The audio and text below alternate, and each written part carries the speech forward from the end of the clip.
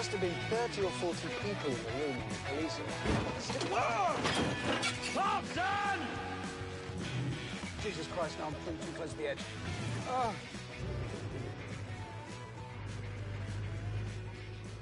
Let's sing a song. No. I am sitting where Jim Clark sat. Going in hard and hard. We're fleeing! OK, flee. Well, they'll be using a pistol, won't they?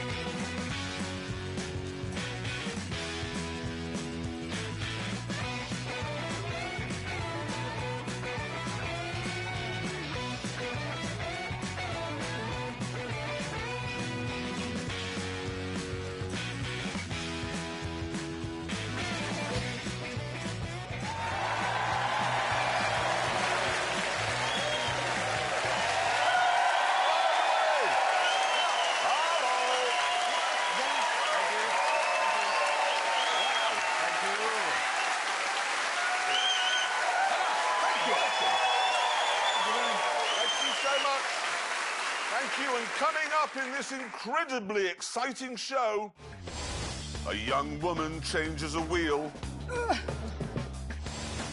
An older woman drinks some lager. And Richard looks at a book. Look at that.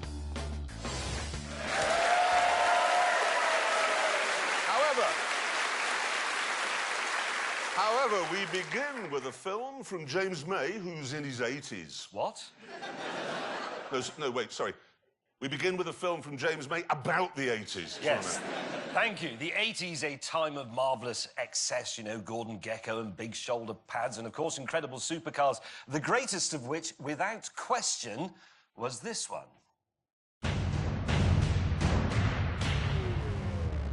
The Ferrari Testarossa was excess on wheels. Be it looks, attitude, or even size.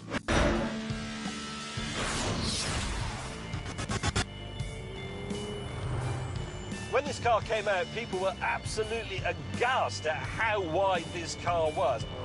I don't mean wide like Del Boy, I mean wide as in width. It was enormous, especially at the back.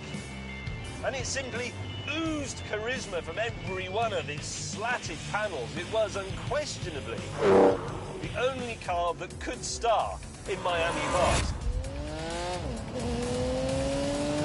Away.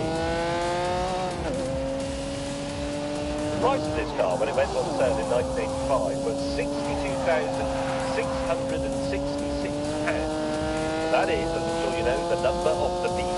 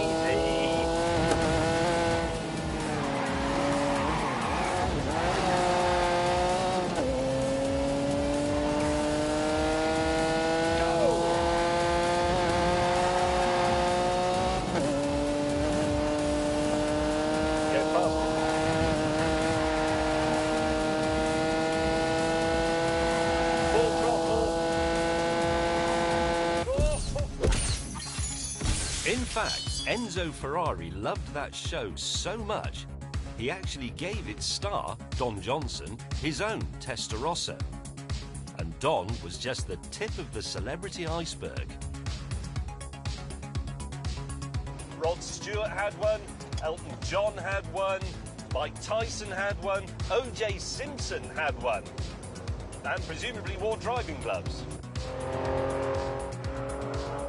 If the 1980s were the era of excess, then, well, this was the perfect car for the era. I'm afraid Mr. May has just been wasting your time, rather, because that is not the ultimate 80s supercar. This is. For sheer over-the-topness, nothing comes close to the Lamborghini Countach.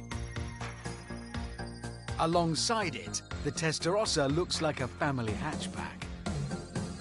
If you think the Ferrari is wide, this is even wider. And the Testarossa's doors don't open like this. This version of the Countach, the LP5000, was launched in 1985 specifically to put the Testarossa back in its box. Its 48-valve, 5.2-litre V12 could take the Countach to 186 miles an hour, or to be precise, more than the Ferrari. Go! The thing is, supercars, to me, are all about being the ultimate. Doesn't matter what that is, but it has to be an ultimate. And this is the ultimate bedroom wall poster car. When I first saw one of these as a kid, it took a flame in my heart. And when I saw one today, the middle-aged man, that same flame roared into life.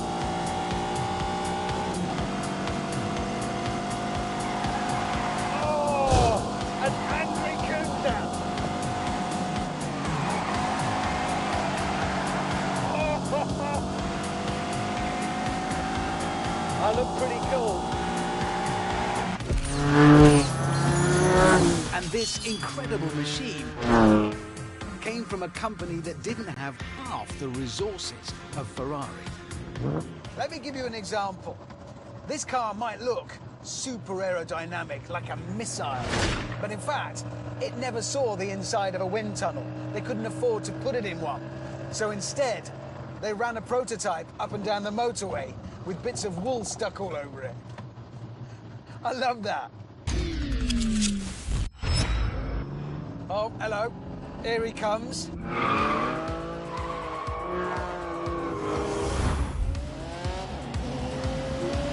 muppet! Go, go, go! There you go. Oh, you're in it. Go, go!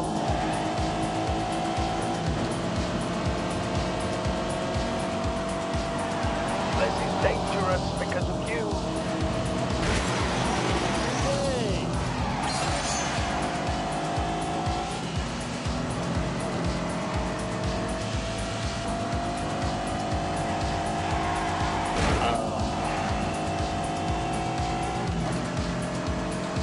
Go, go, go!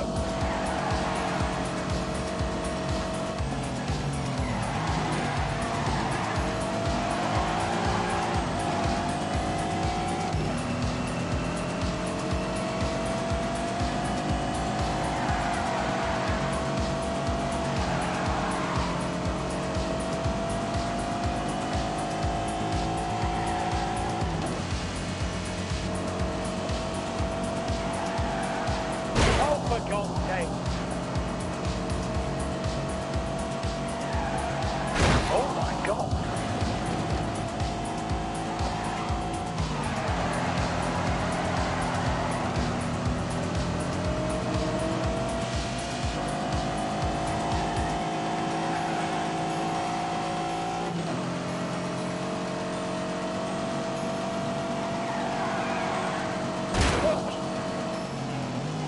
Power, good.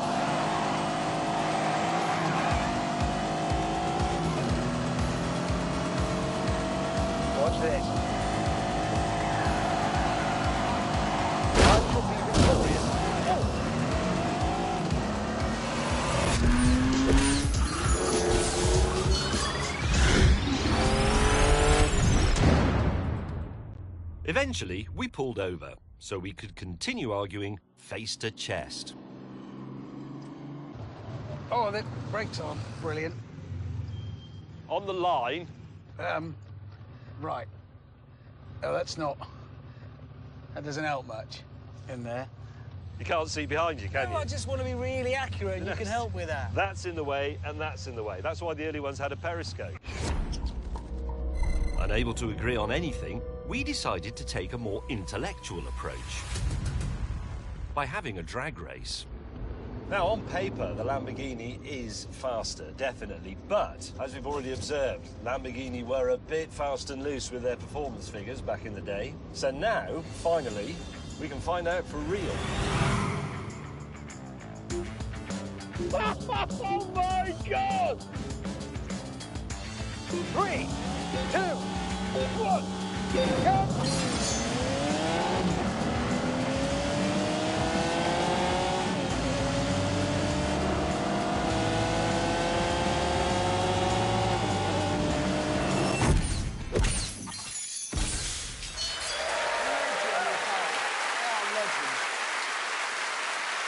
It was a privilege, wasn't it? Special. Yeah. Couple of things I think you forgot to mention in that film. Hang on a minute. What? By attacking those cars, you are destroying the very foundations of everything we love and hold precious. And now it's time to destroy them a little bit more by seeing how slowly those cars go round the Ebola-drome.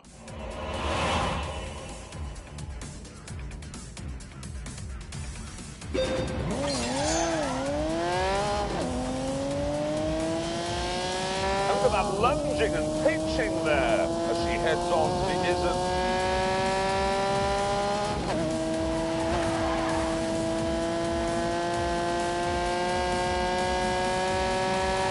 Bringing out that flat 12.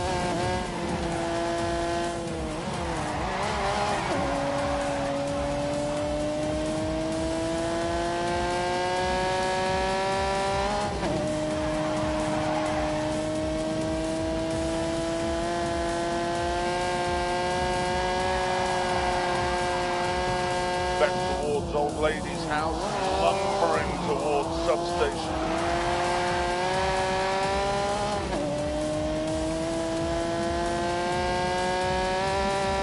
Just feels a sheet to go. And across the line. She's not. She's absolutely not. Like sliding a Testarossa. I wouldn't do that for all the tea in China. Technical point that might confuse the viewers. You just said the raw from the flat 12, Yeah. which is sort of right, but I said V12. I knew you did. Which is also sort of right, because it's not a boxer, so it's a 180-degree flat V12. Like that. There you Literally go. not interested. It's a flattish V12. Anyway, Flattish. it's now time to see how the Lambo got on.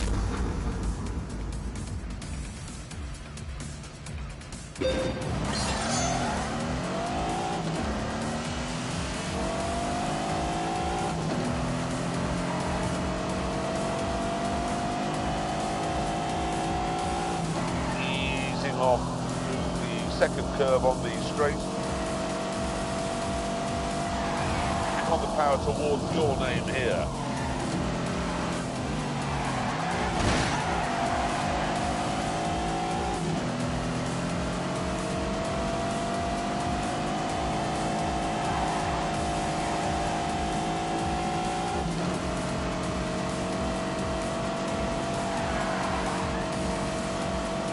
Now the Doyle has wrestled back towards Old Lady's house.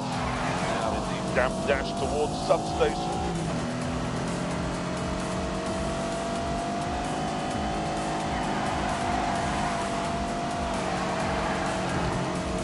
And there we are across the lines. Brave. Right. There's a new breed of small hot hatchback. And to find which one is best, we took the Grand Tour to that field just over there. Yes, the start point for our test was our own track in Oxfordshire. And this is what we'd assembled. I've brought the new Volkswagen Polo GTI, which has 197 horsepower. Richard Hammond has brought the new Ford Fiesta ST, which also has 197 horsepower. James May has brought the new Toyota Yaris, which has a ridiculous name, the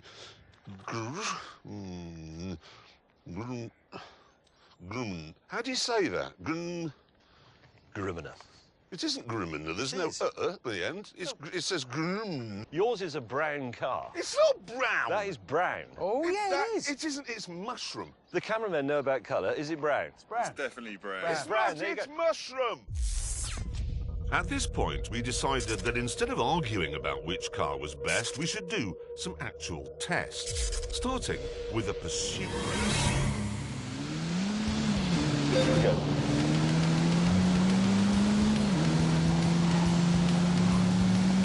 Drive fast.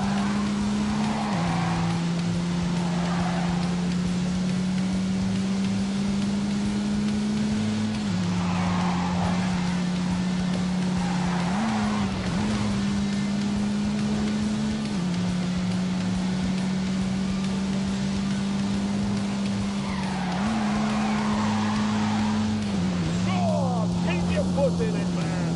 It's quite scary through here.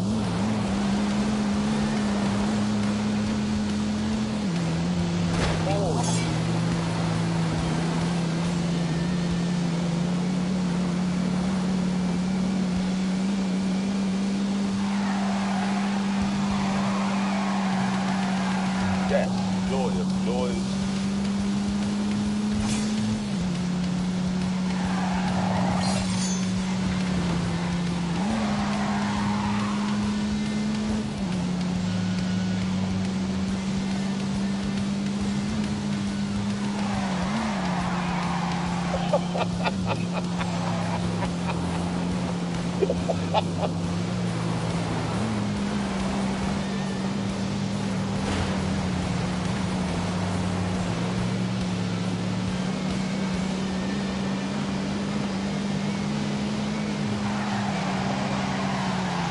Excellent. Oh, this is absolutely brilliant. Drive carefully.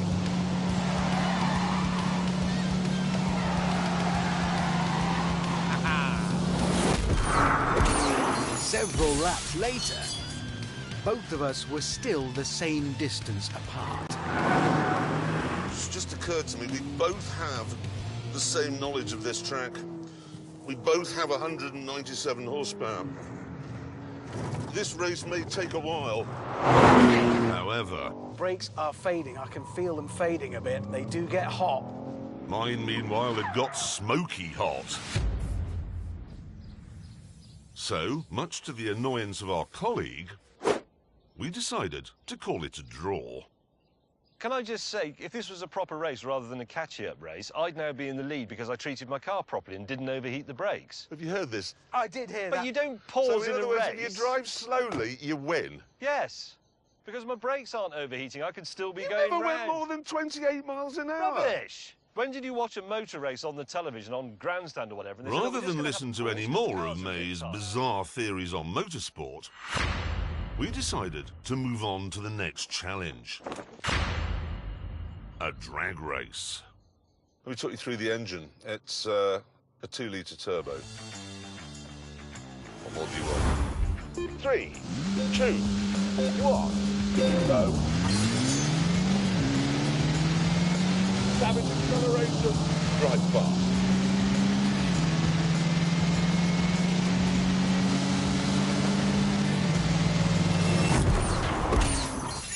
Yes! Oh, what?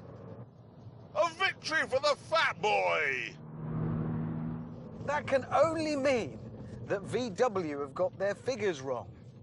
Again. This surprising result called for a bit of a debrief. The mushroom-coloured polo. Round. The brown VW has Won. Actually, I've got to be honest, I am quite surprised by its I'm slightly astonishing surprised. victory. It is really annoying and there's nothing you can do. Because it's heavy Yes. Yeah, and it's only as powerful as this. The DSG gearbox makes a huge difference. Yeah, the double clutch. I mean, every time you two have to change gear, you lose 20 yards. Well, there's no way can you keep up with that with an old-fashioned box. No, it's one gear, then another. In this. Yes. Oh, hang on. Text from Mr. Willman. You idiots. Nice. Kind. Stop banging on about double clutch gearboxes and lift off oversteer. These cars are supposed to appeal to young people and they have no idea what those things are. The winner of this test will be the car that appeals most to millennials, not old men like you. So what test do we do that young people would be interested? No, wait, I've had an idea. What exactly is a millennial?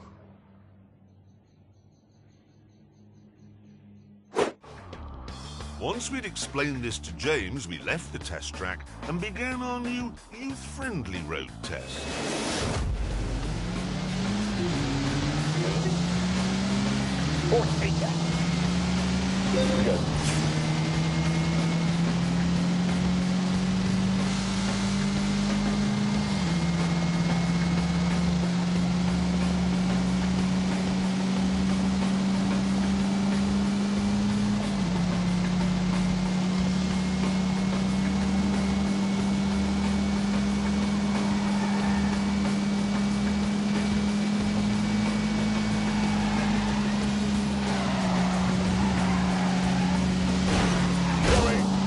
Not on purpose. Oh!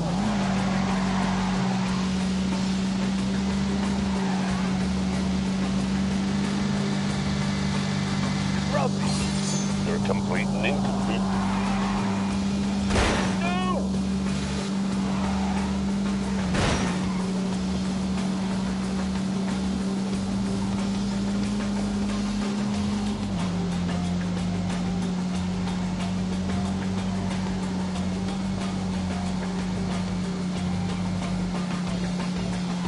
Oh, God.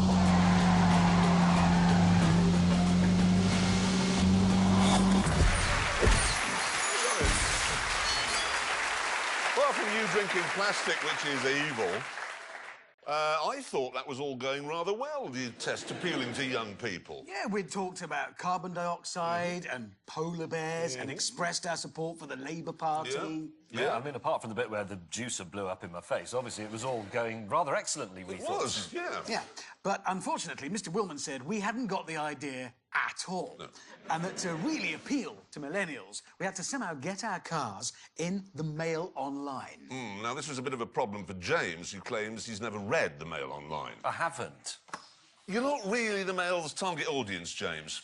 What do you mean by that? Well, you're not a mealy-mouthed, bitter person who believes that everyone who is luckier, better-looking, richer and more talented than you are should be torn to shreds and executed.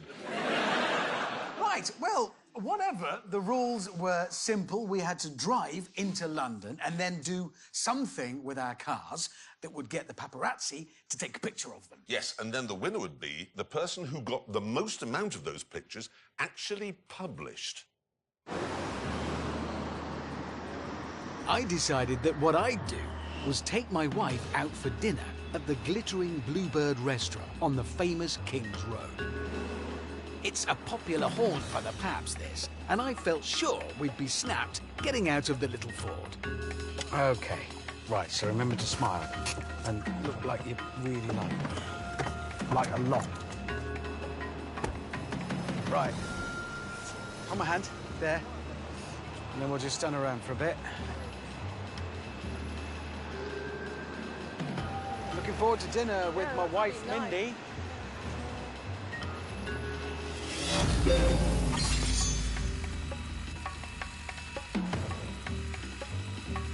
Jeremy, meanwhile, had decided that to get himself noticed, he'd have a puncture and then get a celebrity, like Binky Felstead, to help him mend it. Did you grab the spare wheel? Really?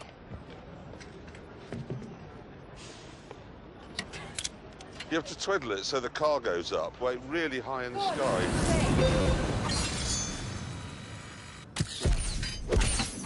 Come on, get back into I'm it. exhausted. James, meanwhile, was driving a car that's never been papped, through a part of London that's never been papped, with his dinner date, historian Mary Beard, who hasn't been papped either. And I'm absolutely delighted. I mean, this has made my month, this. Oh, well, thank you. That's very generous. Meanwhile, back in Chelsea... There's no paps. There's nobody here. No. There's no photographers. It's ridiculous. I've always been photographed here. Look, here I am. And here I am. And here... Oh, she's just a friend from work. With dinner over, the two most unpappable people in history were waiting to be papped.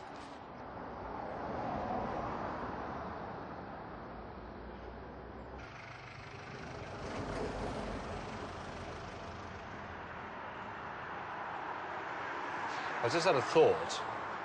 I don't want you to take this the wrong way, but actually the idea of this was to get the car in the paper. Well, no, because I should have parked it outside.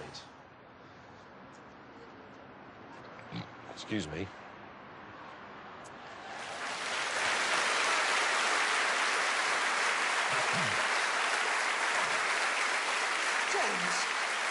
James, did you burp in front of Mary Beard? I did, I'm sorry, it just fell out. I apologise. And also, I know a lot of people will be thinking, oh, we engineered that. We really genuinely didn't. All you have to do to get papped when you're in our line of work is go into London, do something mildly out of the ordinary, and then they swarm... Well, or get not round absolutely you. clattered and fall out of a club with no trousers on. Yeah, that's a good way of doing it. Or Anyway... catch pneumonia. Anyway, yes, I've had that a few times.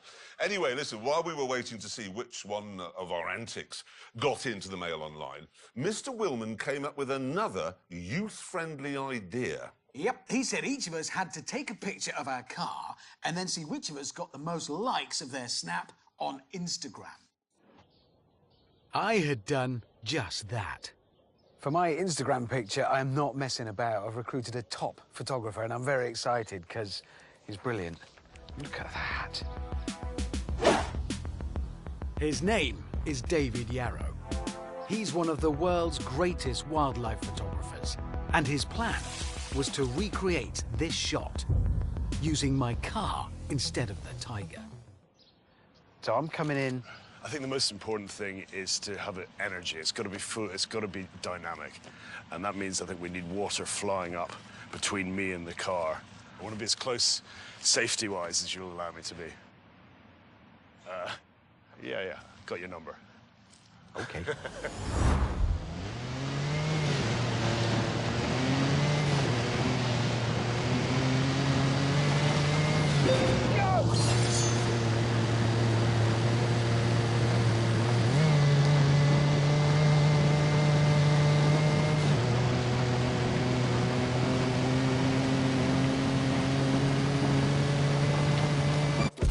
Eventually, my shot was in the can.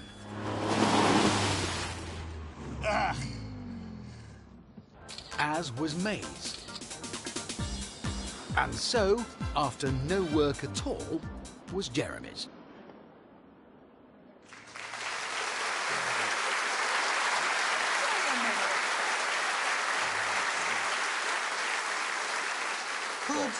Could you have made any less effort than that? No, you're right. I should have put a puppy in it, because Instagram loves a dog. Yeah. Anyone on Instagram, it's all just dogs, basically. Anyway, with our pictures posted on Instagram, we were all given another challenge to see who could get the most views of their car on YouTube.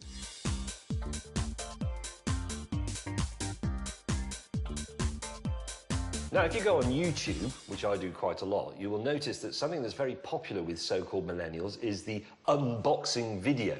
It's usually something like an idle student with nothing better to do, simply taking something they've bought out of the box and talking about it. Hey, what's up? What's going on, everybody? The delivery guys just left, got it here, and haven't even taken it out of the box yet.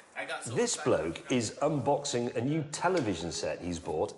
Oh my God, you guys ready? Look how many hits it's got. The stand is not mounted on it. You'll have to put that on later.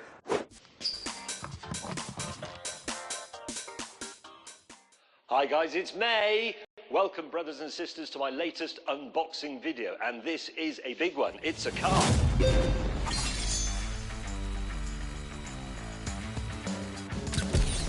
Meanwhile, Jeremy had decided to create a fast show-style character called David Souffle.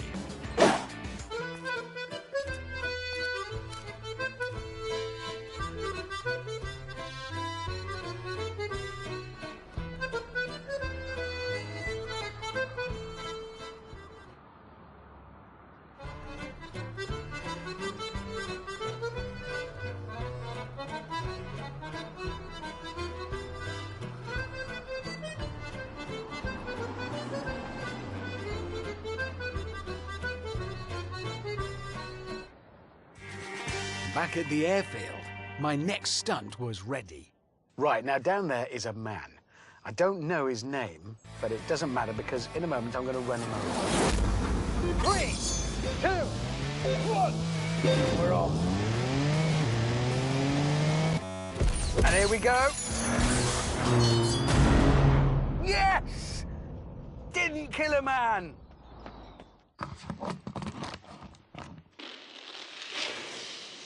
Oh, I like that a lot.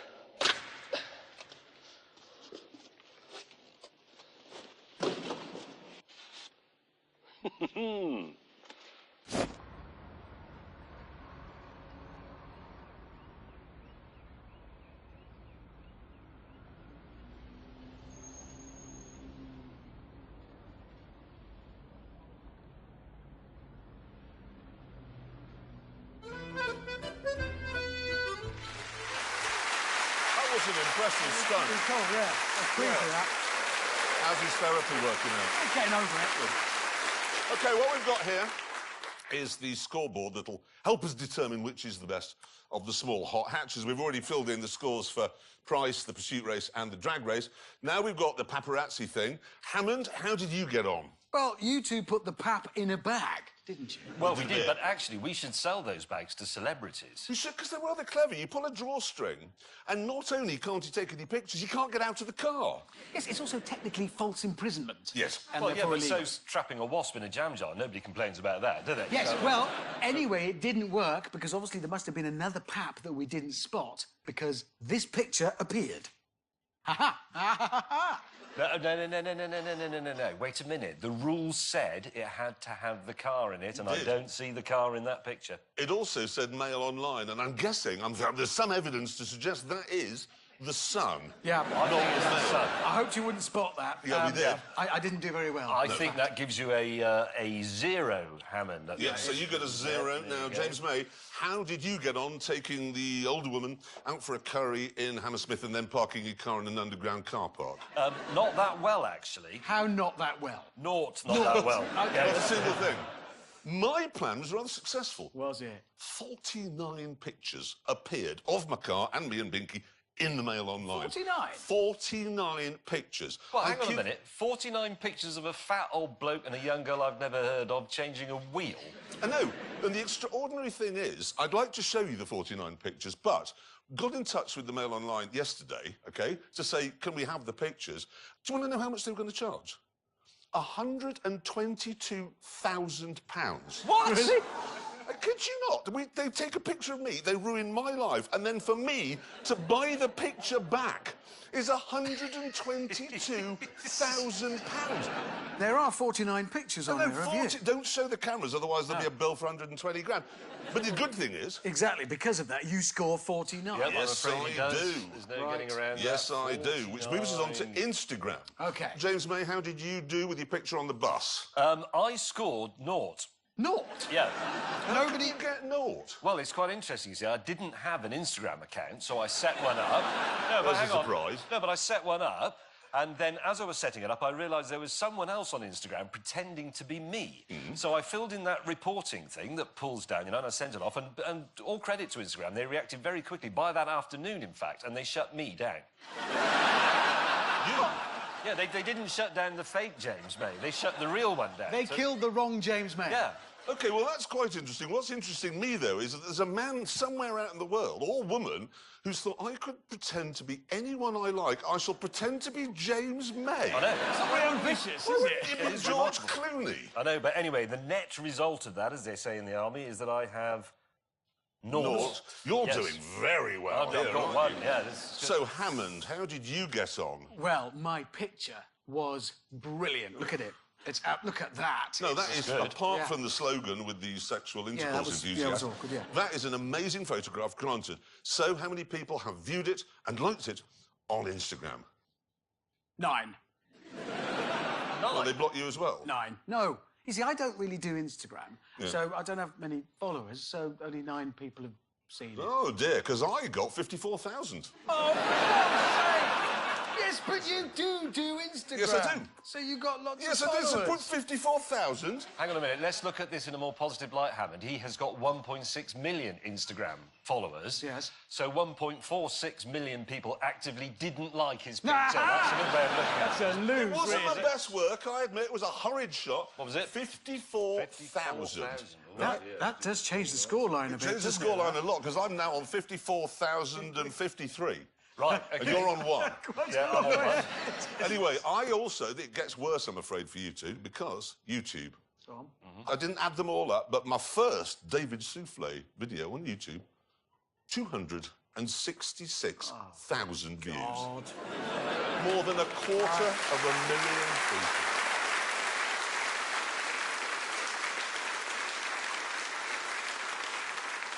You are ahead now. Yes, I'm that's just comfortably in the lead, I would say. Yes. So come on, Hammond. 16,800.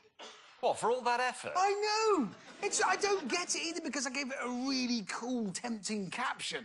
It said, look, epic street fight broken up by Ryan Gosling and Channing Tatum whilst Prince Philip tightrope walks between 2 cars. Well, Who doesn't want to look at that? You actually put that as the caption? That's what it said. It's clickbait, And then the isn't it? YouTube millennials thought, no, I'd rather watch a cat going... Well, they That's must have done. ridiculous. That is, I'm sorry, that is pathetic. Young people, you're pathetic. Right, so there we are. Those are the scores at the moment. You're out. Yes. And James, I'm looking and I'm thinking, and just in quick adding up, unless you manage to find 325,000 people who are prepared to spend 16 minutes, because that's how long that unboxing video was, 16 minutes watching you taking a small Toyota hatchback out of a cardboard box, I've won. Yes. So? 330,000.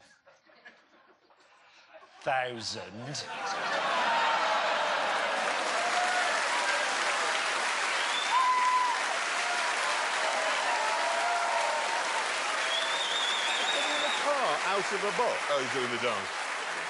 You see this dance? How does he always manage to win? Well, I think on this occasion it was partly because you tried to appeal to millennials by creating a fast show type character when nobody under 40 has ever heard of the fast show. No, that's exactly right. You might as well have done the comedy adventures of Neville Chamberlain in 1939. That would have been better. So, because there are more people who'd rather watch an old man take a small car out of a box than watch him endangering an office junior or me wearing a moustache, we have to deduce that the best of these small hot hatchbacks is comfortably the worst.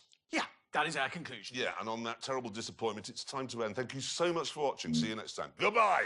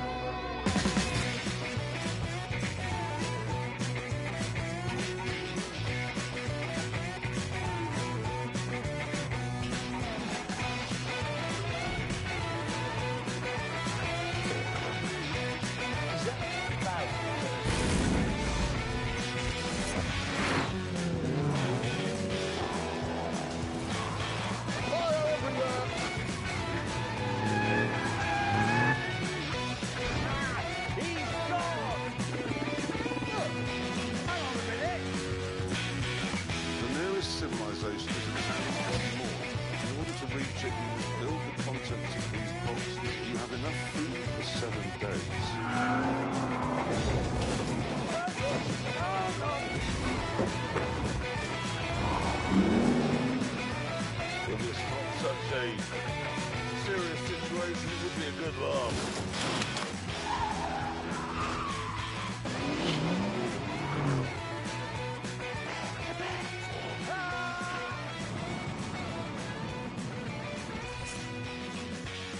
There must have been 30 or 40 people in the room when the police arrived. Clarkson! Jesus Christ, no, I'm too close to the edge.